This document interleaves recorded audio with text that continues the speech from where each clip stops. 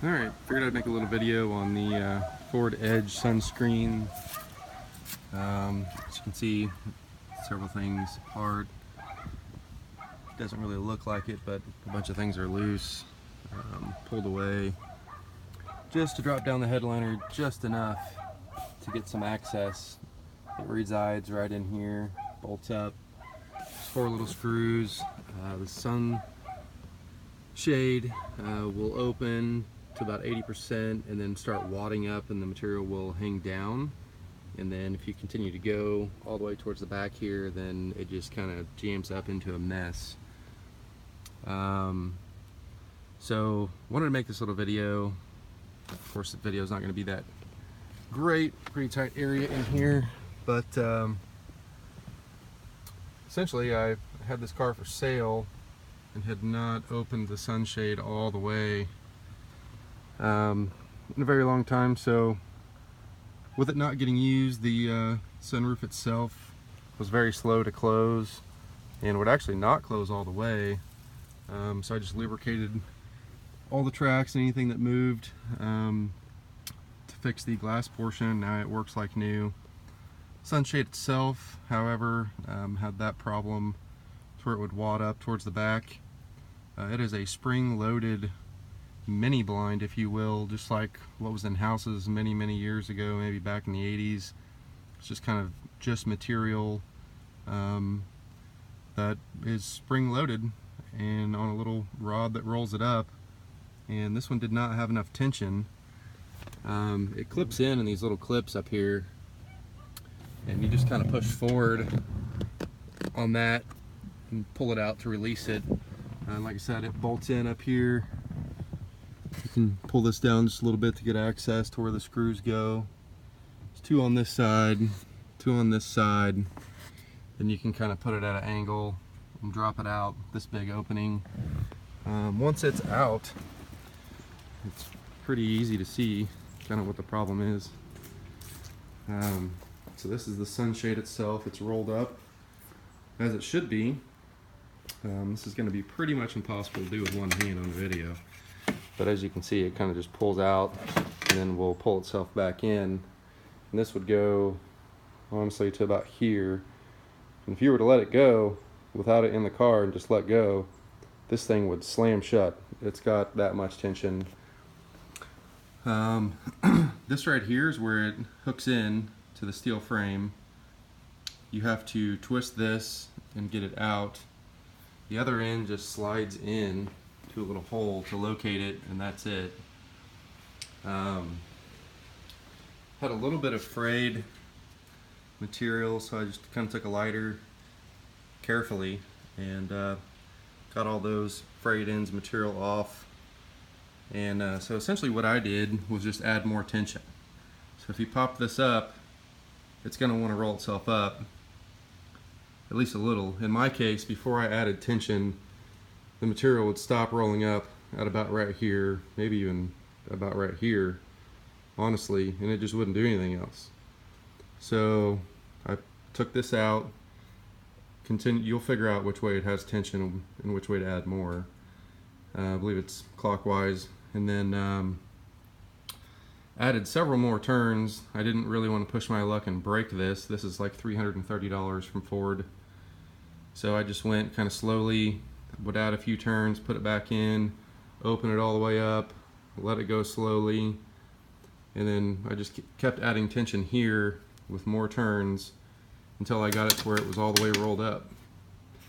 I've not got this back together, but it's pretty much impossible that it's not fixed at this point. I've opened this thing up all the way to the very end and let it go without me helping it at all, and it's all the way rolled up. So once it's installed, I am 100% confident that's going to be fixed. One more little thing to add. It's hard to see, but inside this little hole here is just kind of a round nylon plastic.